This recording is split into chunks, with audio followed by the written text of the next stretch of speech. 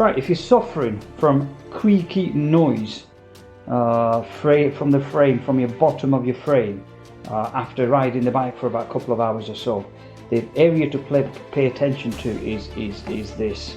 Okay, these edges. Okay, you need to put a decent amount of grease around and put this battery cover back on, and that should help the matter.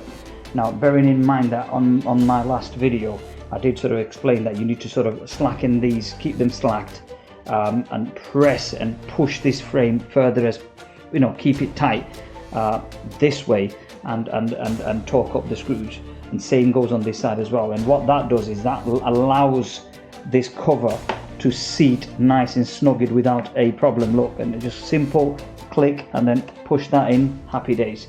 Now when you press onto this, before, when I applied this grease, it was creaking, this particularly that bit here, it was making a creaking noise. Now it's not. Okay, and that's because of the help of that grease. So that's something that you need to sort of bear in mind before you start messing around with anything else. So yeah, there you have it. Hope this helps. Take care.